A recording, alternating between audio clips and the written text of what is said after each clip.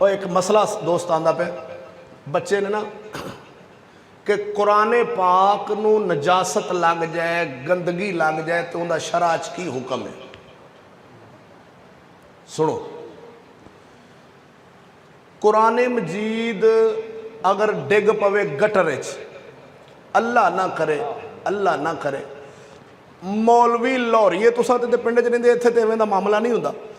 लाहौर च मौलवी इछरे वाली जिहड़ी नहर है ना, उहदे विच जाके ट्रकां नाल कुरान मजीद शहीद वर्के विच रख देंदे ने, विच रोड़ देंदे। वो सारे लाहौर दियां गटरां दा पानी उहदे विच पैंदा है। आ हुण अगला महीना जिहड़ा आउंदा पिया ना, अगला महीना, इस महीने असां उस नहर दे विचों कुरान मजीद कढने आ। पानी उतला जिहड़ा साफ है वो रुड़ जाता है, थले इन्ना इन्ना पानी रह जाता गटरां दा, उत्ते गाबर टट्टियां वाली गंदी गाबर उत्ते लगी हुंदी, उहदे विच कुरान मजीद दे तोड़े पै हुंदे। ये मौलवियां दा हाल है। मौलवियां अगे पिट के बह गए हैं भी चिश्तियां ने पूरे पाकिस्तान कोई 1000 तो उत्ते कुरान महल बनाए ने, उत्थे कुरान मजीद जमा कराया करो। वो आते ने चिश्तियां लो, असा भी नहीं जमा कराने, नारे च रोड़ने ने। ये वही आकड़ के मर जाना, दलिया नहीं खाना। वो जालमा, कुरान तो साडा एक है ना, वो कुरान नू अदब वास्ते रखो। उथे उन्हें कुरान महल शरीफ असा एक इतने तुहाडे नाल 14 च बनया है, उत्थे शहीद कुरान पाक रखी दे ने। मंडी बनया है, मांगटा वाले अलहमदुलिल्लाह नाचीद ने एक मदरसा बनाया अड्डे मांगटा वाले ते, उत्थे कुरान महल बनाया है। लादवियां च मदरसा बनाया है, उत्थे कुरान महल बनाया है, जिथे अलहमदुलिल्लाह साडे मुर्शिदां वाल ही दस्सिया अदब कुरान दा करना। दसो ऐसा भी हुण जेड़े ओ विचों नार दे गाबर, जिहड़ी गटर दी गाबर है, ये सारी विच जमी, उहदे विचों असां तोड़े एवें कुरान मजीद विचों तोड़ियां दे तोड़े कढने आ। तुहानूं कदी वीडियो मैं वहावां, इत्थे मुंडे को वीडियो में दसी तैनूं वहावांगा, पिंड वाले जिहड़ा बंदा नहीं ना मनदा उहनूं वहाई। हुण ओ हो गया नपाक, पलीती लग गई, उहनूं पलीती लगे तो धोया पानी नाल पाक नहीं हुंदा। ये शरअ दा मसला है। ਉਹਨੂੰ ਜਿਵੇਂ ਜਿਵੇਂ ਧੋਲਣਾ ਹੈ ਵਰਕਾ ਗਲ ਜਾਣਾ ਹੈ, ਤੇ ਪਲੀਤੀ ਨਹੀਂ ਲੈਣੀ, ਉਹ ਕੁਰਾਨ ਦੇ ਵਰਕੇ ਗਲ ਗਲ ਕੇ ਪਾਣੀ 'ਚ ਹੋਰ ਰੁੜੇ ਜਾਣੇ ਨੇ, ਉਹ ਖੁਰਦੇ ਜਾਣੇ ਨੇ, ਉਹਦੇ ਨਾਲ ਪਾਕ ਨਹੀਂ ਹੋਣਾ।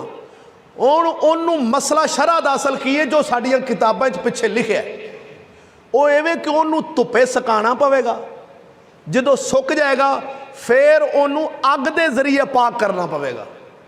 ਹੋਰ ਉਹਦਾ ਸ਼ਰਅ ਵਿੱਚ ਕੋਈ ਹੱਲ ਨਹੀਂ। ਜਿਹੜਾ ਉਹਨੂੰ ਐਵੇਂ ਪਲੀਤੀ ਲੱਗੀ ਰਹਿਣ ਦੇ ਛੱਡ ਦੇਵੇ, ਉਹ ਬੰਦਾ ਇਸਲਾਮ ਤੋਂ ਨਿਕਲ ਜਾਏਗਾ।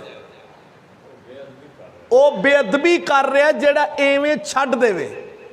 ਹੁਣ ਕਿਤਾਬਾਂ ਸੁੰਨੀਆਂ ਦੀਆਂ ਸਾਡੇ ਸ਼ਰਅ ਦੇ ਸਾਰੇ ਇਮਾਮਾਂ ਲਿਖਿਆ ਕਿ ਜਿਹੜੇ ਕੁਰਾਨ ਪਾਕ ਨੂੰ ਜਾਂ ਕੋਈ ਘਰ 'ਚ ਪਿਆ ਐਸਾ ਪਿਸ਼ਾਬ ਵਾਲੀ ਜਗ੍ਹਾ 'ਤੇ ਡਿੱਗ ਪੈਂਦਾ, ਉਹਨੂੰ ਪਾਣੀ ਨਾਲ ਧੋਇਆ ਪਾਕ ਨਹੀਂ ਹੋਣਾ। ਉਹ ਪਾਣੀ ਨਾਲ ਫਿਰ ਪਾਕ ਨਹੀਂ ਹੁੰਦਾ, ਸ਼ਰਅ ਦਾ ਮਸਲਾ ਹੈ। ਉਹਨੂੰ ਫਿਰ ਅੱਗ ਨਾਲ ਪਾਕ, ਅੱਗ ਹੁੰਦੀ ਹੈ ਪਾਕ, ਉਹ ਉਹਨੂੰ ਸ਼ਹੀਦ ਕਰਾਂਗੇ ਅੱਗ ਦੇ ਜ਼ਰੀਏ, ਉਹ ਹੋ ਜਾਏਗੀ ਪਾਕ। ਉਹ ਫਿਰ ਖਾਕ ਅਸੀਂ ਕਬਰਸਤਾਨ ਵਿੱਚ ਜਾਂ ਕੁਰਾਨ महल ਵਿੱਚ ਟੋਇਆ ਕੱਢ ਕੇ ਵਿੱਚ ਦਫਨ ਕਰਕੇ ਉੱਤੇ ਛੱਤ ਪਾਵਾਂਗੇ, ਜਿਵੇਂ ਬੰਦੇ ਨੂੰ ਦਫਨ ਕਰੀਦਾ ਐਵੇਂ ਕਰਾਂਗੇ। ਇਹ ਹੁਕਮ ਸ਼ਰੀਅਤ ਦਾ। ਉਹ ਜਿਹੜਾ ਇਹਨੂੰ ਆਖੇਗਾ ਵੀ ਮੈਂ ਉਹ ਅੱਗ ਲਾਵਾਂ ਤੇ ਬੇਅਦਬੀ ਨਾ ਲਾਵੇਗਾ ਤੇ ਬੇਅਦਬੀ ਹੋ ਜਾਣੀ। ਆ ਵੇਖੋ, ਇੱਕ ਬੰਦਾ ਹੈ ਸਾਡੇ ਸਾਹਮਣੇ, ਸਾਡੇ ਕੁਰਾਨ ਮਜੀਦ ਨੂੰ ਸੁਣੋ, ਉਹ ਬਰਫ਼ ਵਾਲਾ ਸੂਆ ਲਈ ਆਵੇ, ਬਰਫ਼ ਵਾਲਾ ਸੂਆ, ਤੇ ਉਹ ਲਿਆ ਕੇ ਇੰਜ ਸੂਆ ਮਾਰ ਦੇਵੇ ਸਾਡੇ ਸਾਹਮਣੇ ਕੁਰਾਨ ਪਾਕ ਨੂੰ, ਤੇ ਅਸਾਂ ਤੇ ਉਹ ਸੂਆ ਉਹਦੇ ਢਿੱਡ 'ਚ ਮਾਰ ਦਿਆਂਗੇ ਕਿ ਨਹੀਂ? ਕਿਉਂ? ਇਹਨੇ ਬੇਅਦਬੀ ਦੀ ਨੀਅਤ ਨਾਲ ਮਾਰਿਆ। ਤੇ ਇੱਕ ਬੰਦਾ ਕੁਰਾਨ ਥੱਲੇ ਰੱਖ ਕੇ ਉੱਤੇ ਸੂਆ ਰੱਖ ਕੇ ਉੱਤੋਂ ਥੋੜੀ ਮਾਰਦਾ ਪਿਆ ਜਿਲਦ ਕਰਨ ਵਾਲਾ, सूबा तो वही विच मारी बैठा है। उन्होंने कोई बंदा गलत आंदा है, उन्होंने आखांगे भी यह सही काम कर रहा है। यह जी सूबा इन्हें मारे है ना, इन्हें आ गत्ता, आ वेखो आ गत्ता लगा है ना, इनू सूबा वज्जा है, एक वज्जा है, एक ए सूबा वज्जा है, सूबे वज के उत्ते थोड़ा भी वज्जा है, आर पार हो के जिल्द होया। हुण इनू उन्हें सूबा मारे अदब की नीयत नाल।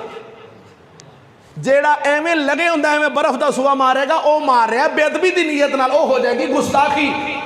एक शहीद करना है अदब की नीयत नाल, ते जेड़ा काफर शहीद करता है वह गुस्ताखी करता है, वह बेअदबी की नीयत नाल करता है, उस कंजर का सिर वड्डना चाहिए।